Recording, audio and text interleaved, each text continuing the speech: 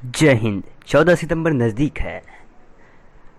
अब आप में से बहुत से लोग सोचेंगे कि मैं 14 सितंबर नज़दीक है कहकर क्या कहना चाहता हूँ। मेरा तात्पर्य क्या है कि 14 सितंबर नज़दीक है। कुछ ही लोगों को पता हो कि 14 सितंबर को हिंदी दिवस के रूप में मनाया जाता है।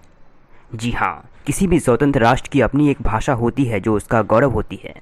इसी भाषा को उसकी राष्ट्रभाषा के नाम से भी जाना जाता है। राष्ट्रीय एकता और राष्ट्र के स्थायित्व के लिए राष्ट्रभाषा की अनिवार्यता किसी भी राष्ट्र के लिए अत्यंत महत्वपूर्ण होती है, क्योंकि यही भाषा शिक्षा के माध्यम तथा सरकारी कामकाज चलाने के लिए प्रयुक्त की जाती है। स्वतंत्रता प्राप्ति से पूर्व कांग्रेस ने यह निर्णय लिया था कि स्वतंत्र भारत की राजभाषा हिंदी होगी। स्वतंत्र भारत की संविधान सभा ने 14 सितंबर 1949 को ही हिंदी भाषा को भारत संघ की राजभाषा के रूप में मान्यता दे दी थी। परंतु आज क्या है? आज हम हिंदी को हीन भावना से देखते हैं। मैं ऐसा नहीं कह रहा कि सभी लोग हिंदी को हीन भावना से देखते हैं, परंतु अधिकतम लोग जो अंग्रेजी के आधिपत्य में जा चुके हैं, उनके सानिध्य में जा चुके हैं, वो अपने ही भाषा को हीन भावना से देखते हैं। क्या आप जानना चाहेंगे ऐसा क्यों? तो चलिए जानते हैं।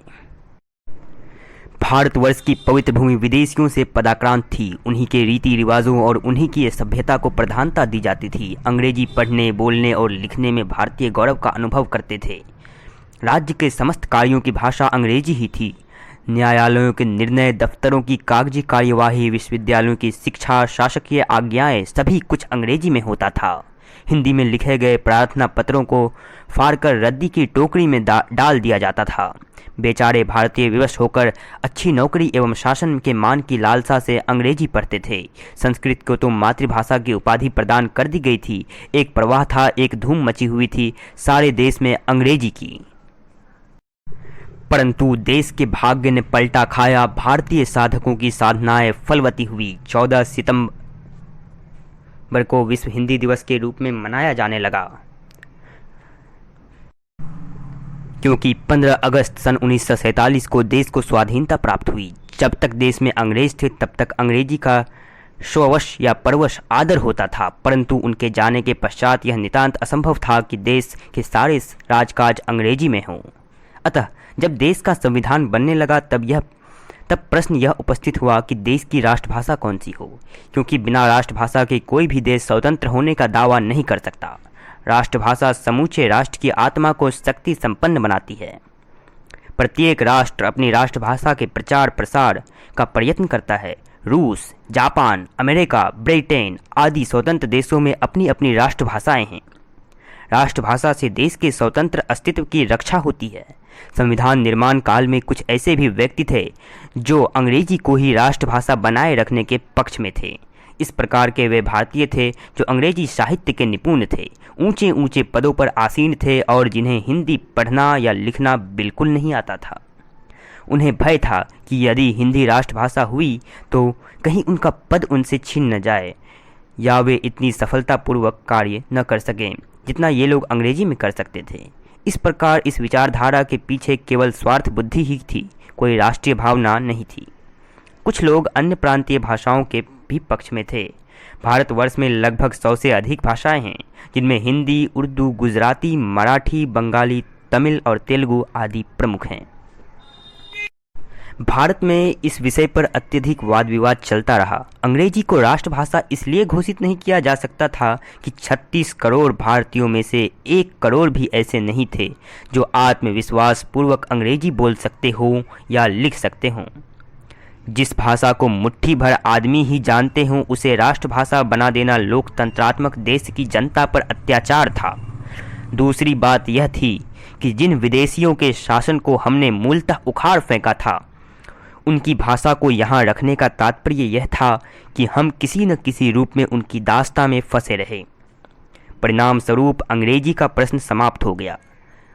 अन्य प्रांतीय भाषाएं भी अपनी व्यापकता में हिंदी से बहुत पीछे थीं।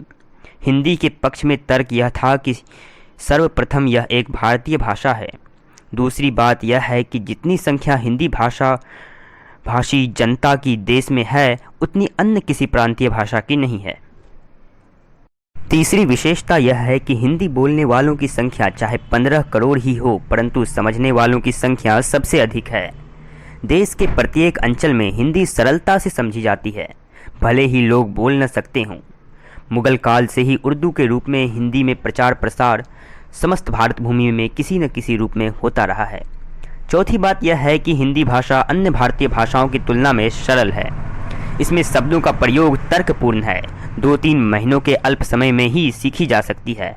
हिंदी के बारे में ऐसा कहा जाता है कि हिंदी जैसी बोली जाती है वैसी ही लिखी भी जाती है।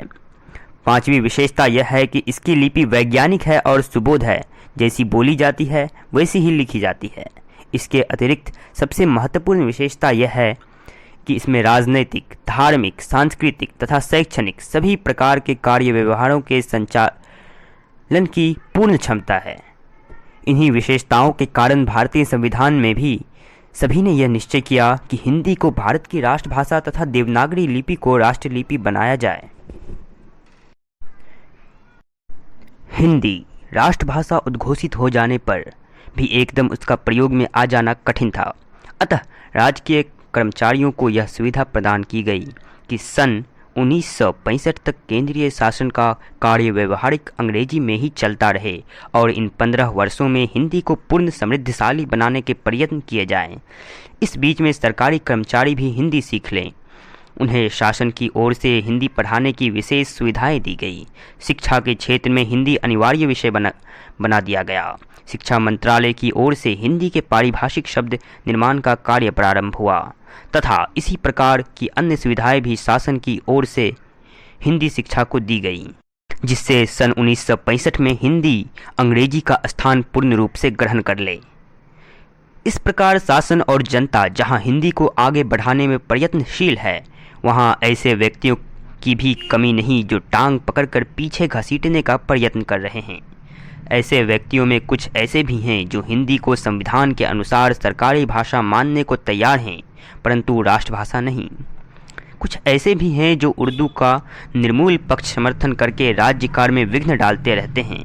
उल्लेखनीय यह है कि जो सज्जन पहले हिंदी का हृदय खोलकर समर्थन कर रहे थे, उनमें भी विरोधी मुखरित हो उठे हैं।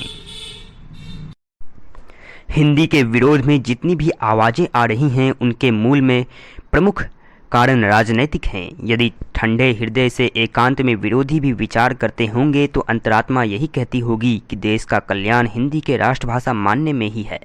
देश का बहुत बड़ा भाग अंग्रेजी को या अन्य किसी भारतीय भाषा को संस्कृति के आधार पर राष्ट्रभाषा स्वीकार करने को तैयार नहीं है। राष्ट्रभाषा ऐसी होनी चाहिए जो देशवासियों के लिए सरल एवं सुगम हो, जिसे न जानने वाले व्यक्ति भी थोड़े से प्रयास से सीख सकें। हिंदी का पंजाबी, गुजराती, मराठी, बंगला आदि भाषाओं से इतना घनिष्ठ संबंध है कि इन भाषाओं के बोलने वाले बिना किसी प्रयास के हिंदी समझ लेते हैं। दक्षिण की कन्नड़, मलयालम और तेलुगु भाषाओं की वर्णमाला देवनागरी वर्णमाला ही है। इन तीनों भाषाओं में संस्कृत के शब्दों का प्राधान्य है। हिंदी संस्कृत की उत्तराधिकारिणी है। इस कारण वे भी हिंदी सरलता से सीख सकते हैं। और केवल तमिल एक ऐसी भाषा है जो हिंदी से नितांत भिन्न है। इस प्रकार विचार करने से यह स्पष्ट हो जाता है कि हिंदी ही एक ऐसी भाषा है जो राष्ट्रभाषा के पद पर आसीन हो सकती है। कुछ लोगों का विचार है कि हिंदी के प्रभाव से धीरे धीरे प्रादेशिक भाषाएं समाप्त हो जाएंगी। कोई भी प्रदेशवासी अपनी भाषा को छोड़ना कभी पसंद नहीं कर सकता, परंतु उनकी यह धारणा भी भ्रांतिपूर्ण है।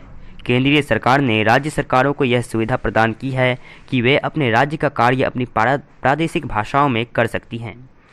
बंगाल में बांग्ला, पंजाब में पंजाबी तथा मद्रास में तमिल राज्य भाषा घोषित की जा चुकी हैं।